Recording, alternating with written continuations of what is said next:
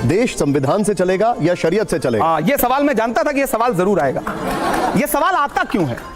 दरअसल ये खेल है जिस खेल में मीडिया खास तौर से किसी मुस्लिम राजनेता को उलझाने की कोशिश करता है। संविधान कहता है कि आपको फ्रीडम है अपनी आस्था के अनुसार धर्म चुनने का, आप जिस धर्म को मानते हैं उसका सम्मान करने का। इस्लाम धर्म कहता है जिस देश में रहते हो उससे मोहब्बत का हिस्सा है।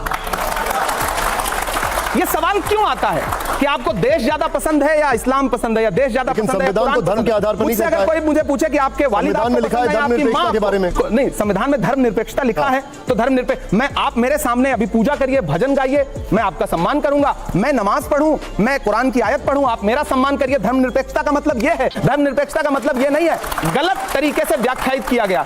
सेकुलरिज्म का मतलब यह नहीं कि आप मेरा धर्म मानने लगे, मैं आपका धर्म मानने लगूं। हम दोनों एक दूसरे के धर्म का सम्मान करें, यह है सेकुलरिज्म। अमित शाह जी ने भी सदन के अंदर बोला, बीजेपी कहती है कि शरीयत को मानना है तो पूरा माना जाए, मुसलमान सेविंग्स अकाउंट ना खोलें, लोन ना लें, बैंक में नौकरी ना करें। वो कहते हैं कि शरीयत के क्रिमिनल लॉ को भी माने, चोरी करने पर हाथ काट दें, बलात्कार पर सिर कलम कर दें। गृह मंत्री महोदय से कहना चाहता हूं कि आप संविधान को मानते हैं तो पूरा माने, आधा अधूरा मत माने। देश के मुसलमानों को भी संवैधानिक तरीके से अपना नागरिक मान के प्रधानमंत्री और गृह मंत्री आपने सवाल के जवाब में सवाल दे दिया।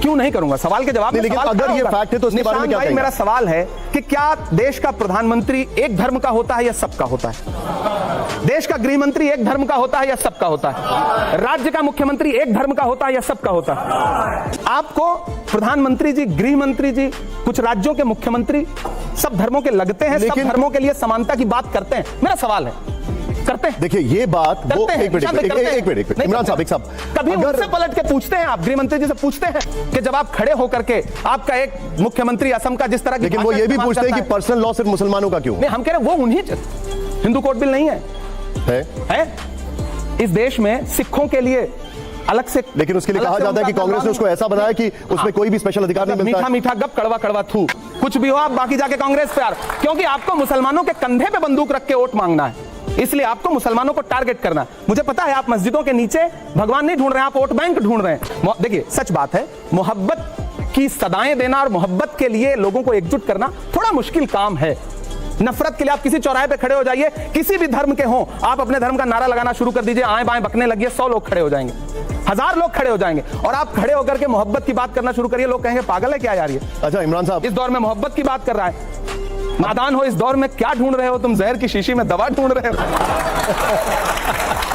इमरान साहब, अगला शेर नहीं मिसरा सुना रहा हूं और आप इसको पूरा मुकम्मल करिएगा। ये बताइए कि कवि का इशारा किस तरफ है जब आप लिखते हैं कि गोबर को कोहिनूर बताने में रह गए? मैं संबित पात्रा की तरफ मेरा इशारा